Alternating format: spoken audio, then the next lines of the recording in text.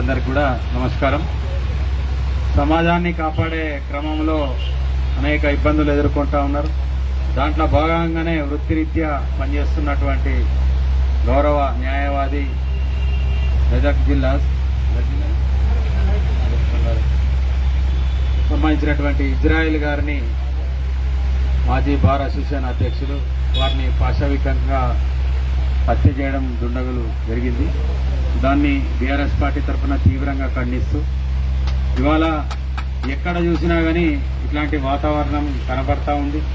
ఇవాళ ప్రజల కోసం పోరాటం చేసి ఒక మంచి పొజిషన్లో ఉండి సమాజ రక్షణ కోసం కంకణం కట్టుకున్నటువంటి వకీల్ సాబులకే ఈ యొక్క రక్షణ కరువు అయితే మామూలు ప్రజానికంకి ఏ విధంగా ఉంటుంది? ఇది పూర్తిగా ప్రభుత్వ వైఫల్యమని మేము భావిస్తూ ఉన్నాం. ఎందుకంటే ఎక్కడ ఏ సంఘటన జరుగుతుంది, దాని పర్యవసానం ఏమవుతుంది అనేది ఇంటెలిజెన్స్ వ్యవస్థ తప్పకుండా చూస్తూ ఉండాలి.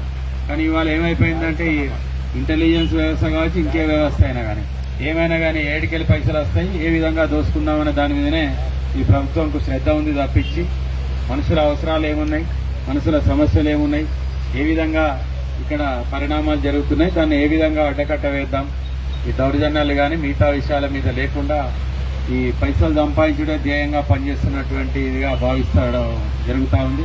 దీన్ని తీవ్రంగా ఖండిస్తూ ఏదైతే మన అడ్వకేట్లందరూ కూడా కోరుతా ఉన్నట్టు ప్రొటెక్షన్ అడ్వకేట్లకు కమిటీ ఉండాలా, దాన్ని చట్టం చేయాల్సిన అవసరం కూడా ఉన్నది. ఎందుకంటే అందరికి కూడా భద్రత, అందరికీ ప్రతి ఒక్కరికి కూడా సింగిల్గా మూవ్మెంట్ చేయాల్సి వస్తూ ఉంటుంది. అనేక మందితోటి వీళ్ళకు లావాదేవీలు జరుగుతూ ఉంటాయి, మాట్లాడడం జరుగుతూ ఉంటుంది. కాబట్టి ఆ క్రమంలో ఎన్నో ఇబ్బందులు ఎదుర్కొంటా ఉన్నారు. బిక్కుబిక్కుమని బతికే పరిస్థితులు ఉన్నాయి. కాబట్టి వాళ్ళకు కూడా ఒక చట్టం, బలమైన చట్టం తీసుకొచ్చే విధంగా రావాలని చెప్పి న్యాయవాద సోదరులందరూ గత 3 రోజులుగా నిరాహార దీక్ష చేస్తూ ఉన్నారు.